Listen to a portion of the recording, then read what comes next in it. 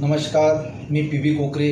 आज मराठी एकीकरण समितीचा दादर ह्या ठिकाणी आंदोलन होतं आणि हे आंदोलन होऊ नये म्हणून किती सरकारने खबरदारी घेतली.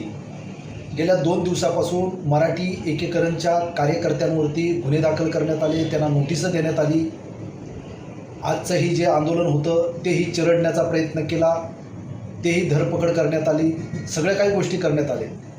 माझा ह्या महाराष्ट्राच्या मुख्यमंत्र्यांना आणि गृहमंत्र्यांना असा प्रश्न आहे, म्हणजे मीच बोलतो अशातला नाही, सर्वसामान्य जनतेचा आणि मराठी जनतेचा प्रश्न आहे. ज्यावेळी ह्या कबूतरखान्यावरती हायकोर्टाने बंदी घातलेली आहे, त्यांना धान्य वगैरे देऊ नये, जो धान्य देईल त्यांच्यावरती दंड आकारला जाईल, आणि हे हायकोर्टाचा निर्णय आल्याच्या नंतर सुद्धा तिथे काही दादरचीच नव्हे, बाहेरची लोक येऊन जाणून बुजून की हायकोर्टाचा निर्णय आपण कसा पायधळी तुडवतो, हायकोर्टाने जो दिलेला आदेश आहे तो कसा आपण फाट्यावर मारतो, आपण सरकारलाही जुमानत नाही, हे दाखवून देऊन तिथे त्यांना खाद्य घालण्याचा जो प्रकार करताय, त्यांच्यावरती मात्र गुन्हे दाखल झाले नाहीत, त्यांना धरपकड झाली नाही, त्यांना मारझोड झाली नाही. का झाली नाही हा प्रश्न उद्भवतोय. दुसरा प्रश्न, आता 2-4 दिवसापूर्वी जैन समाजाचे जे धर्मगुरू आहेत त्या धर्मगुरूंनी काय प्रतिक्रिया दिली? मी संविधानाला मानतो, मी हायकोर्टाला मानतो आणि मी देवेंद्र फडणवीस साहेबांना मानतो, पण आमच्या धर्माच्या विरोधात जर कोणी गेलं तर आम्ही हातात शस्त्र घेऊ. हा त्यांचा संदेश जो आहे, ही चेतावणी हे कोणासाठी आहे?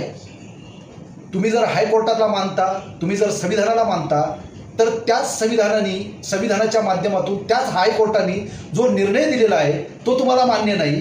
म्हणजे एका बाजूने सांगता मी संविधान मानतो, मी हायकोर्ट मानतो, आणि एका बाजूने त्याच संविधानाने त्याच हायकोर्टाने जो निर्णय दिला आहे तो पायधळी तुडवतोय, तो फाट्यावर मारतोय. म्हणजे हे आमच्या काय लक्षात येत नाही? आम्ही इतकेही नादान आहोत असं तुला वाटतंय का? त्या धर्मगुरूवरती पहिली कारवाई झाली पाहिजे होती आणि महाराष्ट्र सरकारने त्या धर्मगुरूला बेड्या ठोकल्या पाहिजे होता. हा शस्त्र घेऊन इथल्या महाराष्ट्रातल्या मराठी लोकांना आव्हान करतोय. अरे तुला इथे राहायला दे दिला, ती मेहरबानी समज बाबा. आम्ही आजपर्यंत तुमच्यासारख्यांना अनेक उपऱ्यांना इथे पाळले, आमच्या उरावर जे बसवून घेतले ना, ती आमची चूक झाली आणि त्या चुकीचा भरिणा आम्हाला ह्या मार्फत भरायला लागेल हे आम्हाला कधी कळलं नव्हतं. पण आता तरी मराठी माणूस जागृत झालेला आहे आणि ह्या पुढचं तुमचं हे षडयंत्र उद्ध्वस्त करणार आहे. ह्या अगोदरच सरकारने दखल घ्यावी, देवेंद्र फडणवीस साहेबांनी दखल घ्यावी आणि अशा धर्मगुरूंना आणि अशा वक्तव्य करणाऱ्या लोकांना प्रथमतः बेड्या ठोकाव्या आणि इथे शांतता महाराष्ट्रामध्ये कशी बाळगली जाईल ह्याची काळजी घ्यावी.